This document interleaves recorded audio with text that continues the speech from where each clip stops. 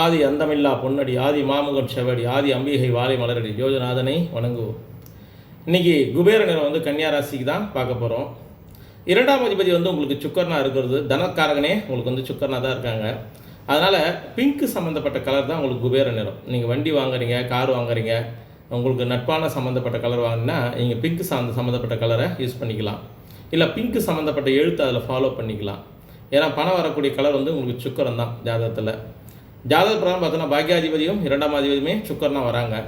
அப்போ உங்களுக்கு வந்து க்ரீனும் நட்பான கலர். பிங்க்குக்கு அடுத்தபடியாக உங்களுக்கு ஒரு கலர் உங்களுக்கு சூப்பரான கலர் இருக்குன்னா அது வந்து க்ரீன் தான். இந்த ரெண்டு கலரும் உங்களை வந்து உங்களுக்கு நல்ல ஒரு மேன்மையும் நல்ல ஒரு வளர்ச்சியும் நல்ல ஒரு வெற்றி பாதையை இட்டுன்னு போயிருக்கும். அப்போ நீங்கள் பெயிண்ட் அடிக்கிறீங்க, இல்லை உங்களுக்கு சம்மந்தப்பட்ட கலர் யூஸ் பண்ணுறீங்கன்னா எல்லாத்துக்குமே வண்டி, வாகனம், பெயிண்ட்டு, வீட்டுக்கு அடிக்கிறதுக்கு, செல்ஃபோனில் இருக்கக்கூடிய கவரு எல்லாமே உங்களை சார்ந்து இருக்கக்கூடிய எல்லா விஷயமும் இந்த பிங்கை பயன்பாட்டுக்கு நீங்கள் கொண்டு வாங்க. இது கொண்டு வர நல்ல ஒரு வளர்ச்சியும் நல்ல ஒரு மேன்மையும் நல்ல ஒரு சக்ஸஸையும் ஏற்படுத்தி கொடுக்கும். இந்த கலர் வந்து தனக்கலர்னு சொல்லுவாங்க. ஜாதகத்தில் தனக்கலர்ன்றது ஒரு ஜாதகத்தை இரண்டாம் அதிபதியோட தொடர்பு எந்த கிரகங்கள் ஏற்படுதோ அது தனக்கலர்கள். எல்லாருக்குமே ஒரு ராசிக்கு ஒரு கலர் பொருந்தும்.